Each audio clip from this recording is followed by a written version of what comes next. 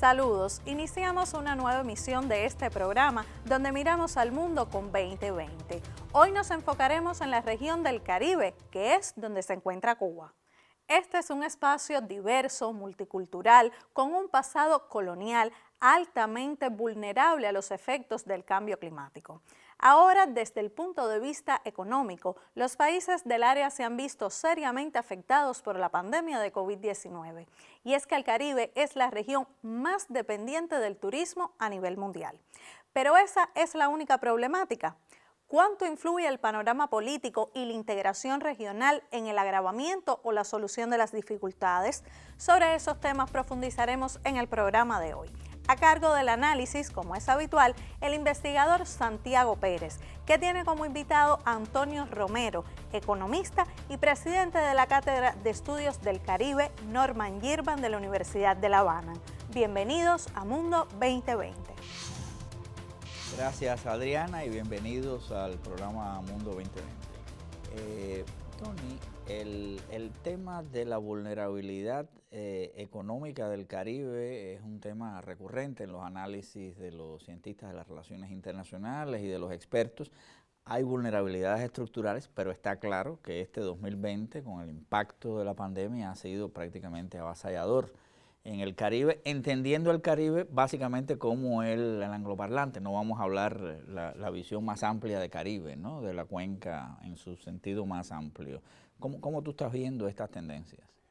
Bueno, sí, efectivamente, como tú dices, Santiago, el Caribe insular, vamos a hablar del Caribe insular más que del Caribe angloparlante. El Caribe insular es una región que se caracteriza por extremas vulnerabilidades, no solamente económicas, pero vulnerabilidades económicas, muchas de ellas de vieja data, que tienen raíces estructurales, pero indudablemente incluso acaba de ser reconocido por el Fondo Monetario Internacional recientemente, y también por CEPAL y otros organismos de Naciones Unidas, que la subregión del Caribe insular ha sido la región más golpeada por los efectos económicos adversos de la pandemia de la COVID.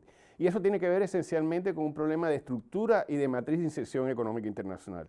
Son países que en términos generales, la inmensa mayoría de ellos, son altamente dependientes de lo que se da a llamar la industria de viajes y turismo. Y evidentemente, bueno, todas las medidas tomadas a nivel mundial que han implicado una restricción enorme en términos de viajes, pues ha tenido un impacto muy profundo, muy agudo en las economías del Caribe.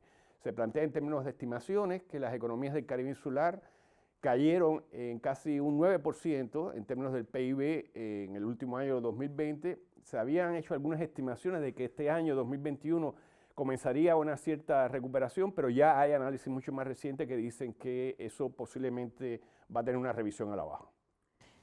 Bueno, estamos en Cuba, ¿no? Y realmente sentimos fuertemente el impacto de la pandemia, el impacto de la caída del turismo, etcétera. Ahora, cuando te pones a analizar las cifras, por ejemplo, de los impactos de la COVID en la zona del Caribe insular, los índices son impactantes como en todos los lugares, pero no tanto como en otros lugares de la propia América Latina, para no hablar de Estados Unidos y otros países centrales. ¿Cómo tú analizas los impactos de la COVID ya desde el punto de vista de la seguridad social, de los índices de salud y la manera en que ellos los han enfrentado? Yo creo que están dando ejemplos. Sí, efectivamente. Incluso hay que reconocer que allá a partir de octubre, noviembre del año pasado comenzó a ser casi una tendencia mediática la idea de que el Caribe insular había tenido una respuesta muy positiva y que había logrado controlar, en términos generales, de una manera bastante efectiva, digamos, los niveles de contagio, el término de índice de letalidad también bajo, y eso tiene que ver con algunas cuestiones que tú apuntabas un poco en tu pregunta. Eso tiene que ver con el hecho de que, por ejemplo, la región del Caribe insular, desde sus inicios, quizás fue la única en América Latina y el Caribe en términos de subregiones o de esquemas de integración, que respondió con protocolos comunes, con acuerdos entre todos los países de cómo tratar la pandemia, la expansión de la pandemia, de qué mecanismos desde el punto de vista de los protocolos de la salud pública de cada uno de sus Estados miembros deberían seguirse. En tercer lugar, las acciones fueron consensuadas en términos del cierre de fronteras. También fueron consensuadas, digamos, las disposiciones que en la misma medida que se iba analizando la situación que por la que transitaba cada uno de los países, ellos comenzaban a abrir, intentando recuperar un poco el tiempo perdido. Y yo creo que ahí hubo mucho que tiene que ver con el hecho de que esa soberanía colectiva, una gran discusión en términos de integración, como tú sabes, la integración y sobre todo una integración profunda como esta implica cesión de soberanía. Y está toda la discusión de que esa cesión de soberanía implica pérdida de soberanía. Y ahí, bueno, hay toda una lectura que dice tú cedes soberanía para que haya soberanía, pero ganas de soberanía colectiva. Entonces, yo creo que esos son temas muy importantes a analizar, un poco para ver la experiencia compartida, en términos comparativos, mejor dicho, lo que pasó en el Caribe insular con el resto de América Latina y el Caribe. No obstante, hay que reconocer que ya a partir de diciembre volvió de nuevo una segunda ola, igual que nos ha pasado a nosotros, y en estos momentos ellos están tomando medidas ya con vistas a una transformación profunda. Ellos ya tienen el consenso de que realmente el mundo post-COVID ya no va a ser nunca igual que el mundo pre-COVID, y por lo tanto ya ellos están dando pasos muy interesantes respecto a cómo pasar a una transformación, una reestructuración para una recuperación sostenible y avanzar en términos de desarrollo. En todo el debate que hay sobre los efectos de la pandemia en los distintos países, en grupos de países, se habla mucho del nacionalismo de las vacunas, de la manera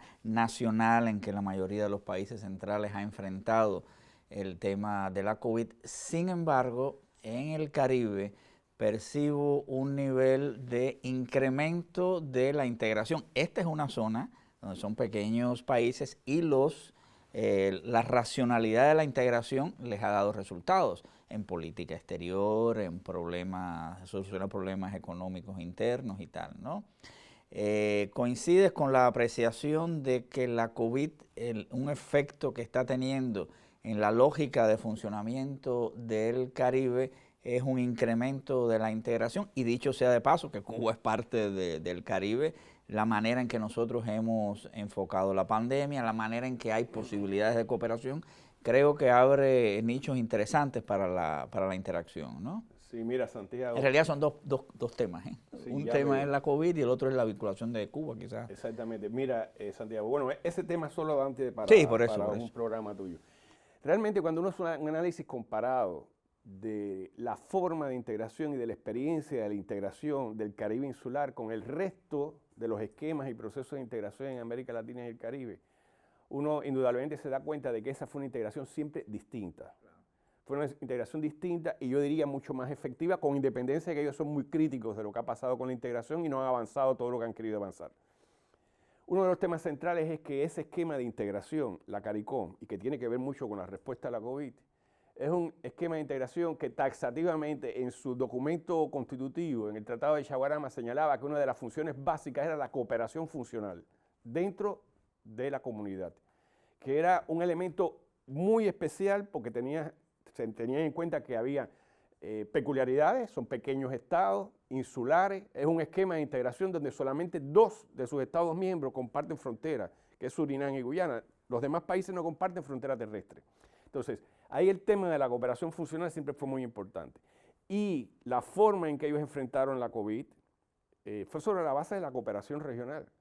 Eso tiene que ver, por ejemplo, con una política, digamos, y un consenso que tienen respecto al tema de las vacunas. Ellos, por ejemplo, han sido muy críticos del tema del acceso a las vacunas, como ha sido crítico la mayor parte de los países del tercer mundo. Ellos ahora, sin embargo, hay algunos países ya que han avanzado en términos de vacunación, que están avanzando en términos de vacunación, pero hay un tema central, es que ellos son países de renta media alta con la excepción de Haití. Y al ser países de renta media alta, les es muy difícil obtener financiamiento concesional, les es muy difícil obtener transferencias de esas que se dan a llamar como asistencia oficial de desarrollo, porque si el indicador es el nivel de renta per cápita para decir cuáles son los países más pobres, pues evidentemente ellos no clasifican dentro de esta agrupación. Ellos son muy críticos de eso. Están ahora con insistencia señalando por esto de la COVID y del acceso a las vacunas, incluso en una cumbre en noviembre pasado, que tenían como invitado al secretario general de Naciones Unidas, una de las cuestiones básicas que dijeron ellos es que el consenso de la comunidad del Caribe es que el mundo tiene que cambiar ciertos preceptos, dentro de ellos los preceptos de la ayuda al desarrollo, y que, por ejemplo, más que el índice de ingreso per cápita para clasificar a los países, ellos lo que están proponiendo es un indicador de vulnerabilidad. Evidentemente son países de renta per cápita alta o media alta, pero son mucho más vulnerables que otros países que tengan renta menor. No, de ahí viene el concepto de estados insulares, con todas las vulnerabilidades que implica desde el punto de vista del cambio climático. No hemos hablado acá de los huracanes, pero cada vez que pasa un huracán por el Caribe, bueno, los problemas que tiene. También sobre esa lógica, en su momento, los vínculos que tenían ventajosos con los países de la Unión Europea, con Gran Bretaña, etcétera, en esta reconfiguración neoliberal del mundo han sido perdidos, es decir, los acuerdos de Lomé, etcétera, ¿no? Y sus relaciones con los Estados Unidos y Canadá, que también han sido complejas. Es decir, estamos en presencia de una zona que, pese a esos ingresos, necesita un trato diferencial. ¿Y cuál es la otra palabra? Diferencial. Trato especial y diferenciado. Especial y diferenciado. Claro, porque tiene especificidades, tiene vulnerabilidades, ¿no? No sé si te parece abordar los temas de la vinculación de Cuba ahora con el Caribe, porque realmente el nivel de imbricación es muy importante. Yo creo que es la única región del mundo con las que se realizan de manera periódica encuentros de ministros de Relaciones Exteriores, conferencias, cumbres. Además, sobre la lógica de que son países pequeños enfrentados en el tema Cuba a Estados Unidos, pero que han mantenido una posición de principios. Sí, bueno, las relaciones de Cuba con ese Caribe insular son muy importantes. Como tú dices, Cuba es el primer país, realmente después le siguió México, el primer país no miembro pleno, no miembro de la CARICOM, que tiene un diálogo político al más alto nivel con una cumbre trianual de jefes de Estado y de Gobierno de la CARICOM con Cuba. Segundo lugar, hay indudablemente también mucha afinidad en términos políticos y en términos de posiciones frente a organismos multilaterales. En tercer lugar, incluyendo la OEA. Incluyendo la OEA. En tercer lugar, Santiaguito, está el tema de la solidaridad permanente de ellos frente a la hostilidad de Estados Unidos con Cuba, a pesar de ser pequeños y vulnerables. Y en cuarto lugar, yo creo que hay muy buen expediente recíproco en términos de cooperación, de la cooperación que Cuba le ofrece al Caribe. Sin embargo, hay una asignatura pendiente, una asignatura suspensa, que es el nivel de relaciones económico-comerciales y de inversión entre Cuba y la CARICOM es marginal. Eso a pesar de que, como tú sabes, se modificó y se ajustó y se reajustó el acuerdo de comercio y cooperación económica existente desde el año 2000 entre Cuba y la CARICOM, con un protocolo que se aprobó en la última cumbre que tuvo sede en La Habana, pero evidentemente allí hay muy poco nivel de relaciones comerciales, financieras, de inversión entre Cuba y el Caribe insular, a pesar de que tenemos magníficas relaciones políticas y magníficas relaciones en términos de cooperación. Hay un potencial tremendo, turismo, multidestino, etcétera, pero el problema son los empresarios, que es un sector el cual hay que abordar. Bueno, ¿te parece, Tony? Vamos a una pausa y después seguimos hablando un poco más amplio de estos temas. El problema no solamente son los empresarios, también hay un problema de estructura y de complicaciones que tiene la estructura económica cubana. De este tema podemos hacer un programa. Oh, seguro que sí. Muchas gracias.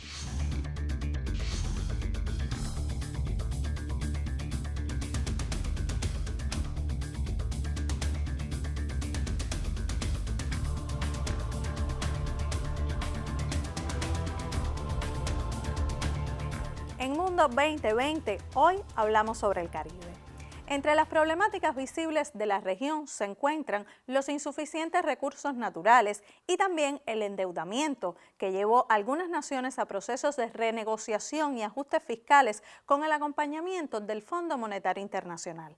No obstante, en medio de esas dificultades, destaca la integración de los estados caribeños, de la cual hablaban los analistas. Ejemplo de ello es la CARICOM, con la cual Cuba mantiene estrecha colaboración en diversos sectores, principalmente en la esfera de la salud. En el contexto de la pandemia desatada por la COVID-19, el 18 de marzo del 2020 salió de Cuba la primera de las brigadas médicas que prestarían sus servicios contra esta enfermedad. Desde la aparición del primer caso positivo en el área caribeña, personal de la salud de Cuba apoyó los esfuerzos nacionales en los Estados miembros de la comunidad con asesoramiento médico y el envío de internacionalistas. Brigadas del contingente Henry Reef especializadas en situaciones de desastre y graves epidemias brindaron salud en Jamaica, Dominica, Granada, Barbados, Trinidad y Tobago, San Cristóbal y Nieves, Haití, Antigua y Barbuda, Surinam, Belice, Santa Lucía, San Vicente y las Granadinas, Islas Turcas y Caicos, Montserrat e Islas Vírgenes Británicas. Primeros ministros, organizaciones sociales de amistad, líderes políticos, intelectuales y graduados en Cuba elogiaron la contribución de los médicos de la mayor de las Antillas ante la COVID-19 y respaldaron la iniciativa de entregarles el Premio Nobel de la Paz. En el 2020, varios estados caribeños celebraron procesos electorales y apostaron por mantener en el poder a los mismos gobernantes. De esa forma, continuaron en sus funciones los primeros ministros Keith Rowley de Trinidad y Tobago, Timothy Harris de San Cristóbal y Nieves y Ralph Gonsalves de San Vicente y las Granadinas. En el caso de este último, aseguró su quinto periodo consecutivo desde 2001. Asimismo, Andrew Holmes de Jamaica y David Byrd de Bermudas obtuvieron el voto para acompañar por otro periodo de gobierno los destinos de sus respectivas naciones. Por su parte, el Partido de Reforma Progresiva triunfó en las elecciones generales de Surinam y puso fin a una década de gobierno de Desi Bouterse. Y finalmente, luego de meses de disputas, el candidato del Partido Progresista del Pueblo, Irfan Ali, asumió la presidencia de Guyana. Por otro lado está el caso de Haití, que además de la pandemia se encuentra en medio de una crisis política. Sobre las implicaciones de esos hechos continúa el diálogo aquí en Mundo 2020. Habíamos terminado en el tema de los vínculos con Cuba. Me llama la atención que pese a los cambios de gobierno que ha habido en el Caribe, esta es una relación estable, una relación basada en intereses consensuales. Y bueno, ya hemos visto los cambios que ha habido, sobre todo en el 2020, con una tremenda cantidad de elecciones.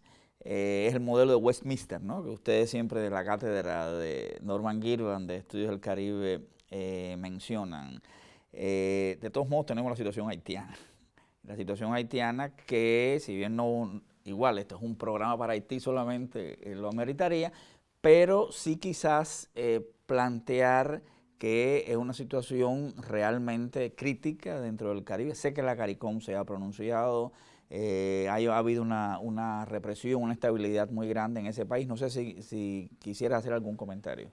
Sí, dos comentarios muy breves, Santiago. Bueno, primero, como tú decías, exceptuando Haití, cuando uno visualiza en términos políticos a los países estos miembros de la CARICOM, evidentemente hay, digamos, ciertas particularidades que le dan una estabilidad política, con independencia de que gane el partido de oposición en una elección, porque yo creo que ahí, esto también es peculiar para ellos, las políticas de Estado tienen un nivel de consenso y de estabilidad que va mucho más allá de los cambios de gobierno. Y eso se visualiza cuando uno hace un análisis de la inmensa mayoría de los países de la CARICOM, con la excepción quizás de Haití.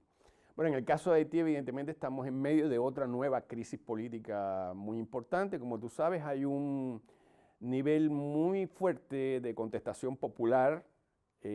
Creo que desde hace mucho tiempo no se había visto un nivel de coalición tan importante de organismos de la sociedad civil, académicos, personalidades de la media, sindicatos, que llevan ya días, semanas, en una fuerte movilización pidiendo evidentemente la renuncia del presidente, sobre la base de que, de acuerdo a determinadas complicaciones legales y normativas, parte importante de la sociedad considera que ya expiró el plazo por el cual fue electo este presidente. El actual presidente está insistiendo mucho con la idea de un plebiscito, un referéndum que se va a convocar y ya ha comenzado a trabajar, que permitiría, digamos, cierto tipo de reforma constitucional y unas nuevas elecciones y demás, pero para el próximo año.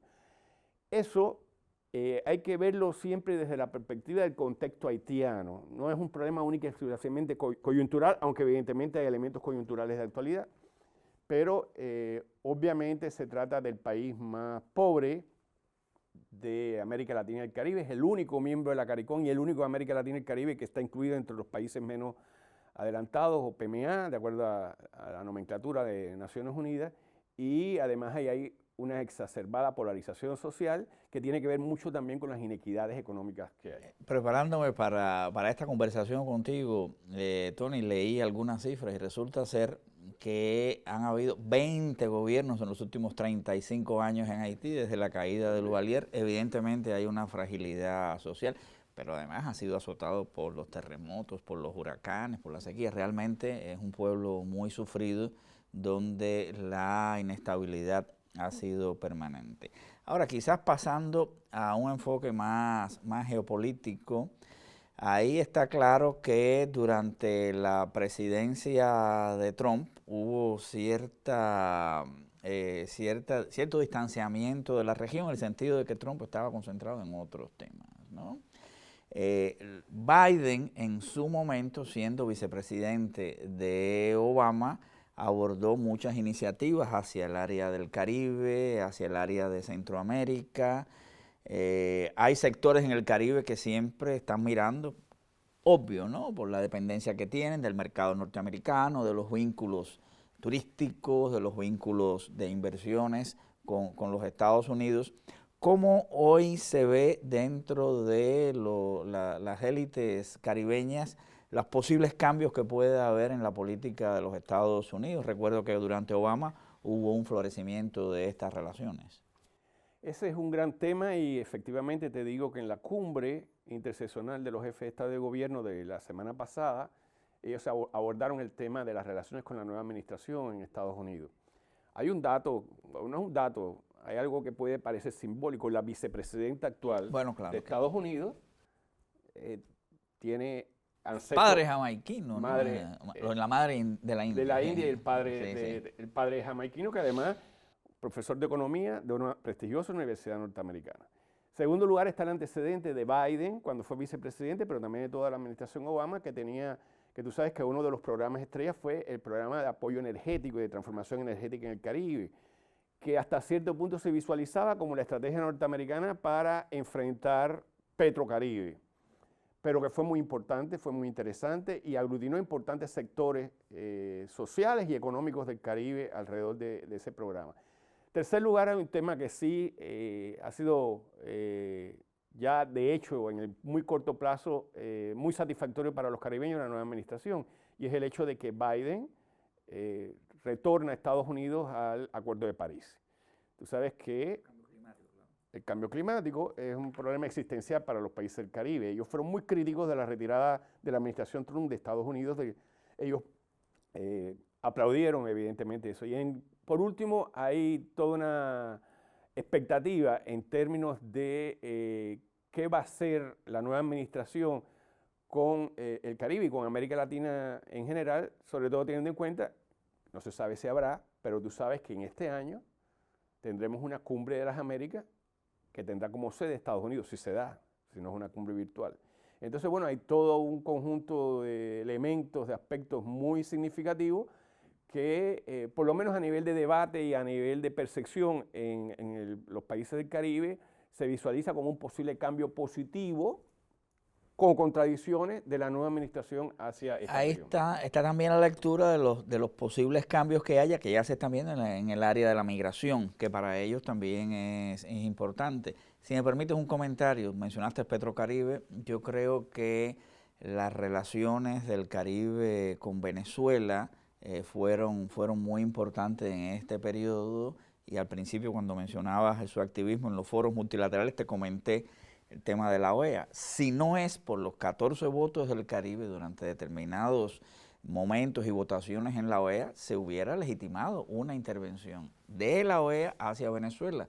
Así que yo creo que este es un tema muy importante dentro de la zona de paz que hemos proclamado y que ha proclamado la CELAC para el área del Caribe. Pero la idea de una economía única del Caribe y de mercado único se ha venido arrastrando en las discusiones. ¿Tú crees que a raíz de la crisis actual de la COVID haya un avance importante en este proyecto?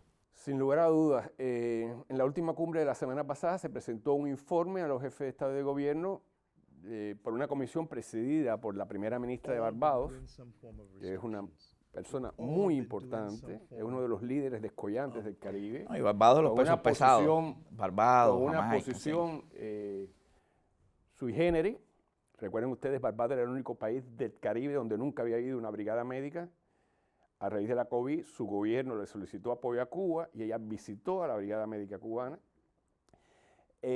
Pues en una comisión presidida por ella, le acaba de presentar un informe de cuáles son los obstáculos que han impedido la implementación rápida y eficaz del Caribbean Single Market and Economy, o sea, esa economía y mercado único del Caribe. Ellos insisten en que eso tiene que abordarse de manera rápida y que en todo caso la COVID y el mundo post-COVID justificarían mucho más que nunca antes la transición hacia ese nivel de integración máxima que sería una economía y un mercado únicos en el Caribe. De todos modos, los eventos que hemos ido tú y yo al Caribe siempre ha sido un tema de discusión, ¿no? ¿Por qué? ¿Cuáles son los problemas? Porque realmente implica, desde el punto de vista económico, tú mencionabas ahorita las estructuras económicas, de intereses empresariales, etcétera. No sé si te queda algo, profesor, para apuntar, porque realmente ha sido un debate muy interesante. No, muchísimas gracias por la invitación y aquí estamos para el próximo encuentro sobre el Caribe o sobre el Gran Caribe. Muchas gracias, nos vemos en próximos programas acá en Mundo 2020. Gracias a los expertos por sus reflexiones acerca de la situación actual de los países caribeños. Así nos despedimos. La próxima semana el investigador Santiago Pérez y yo lo esperamos para juntos mirar al mundo con 2020. Nos vemos.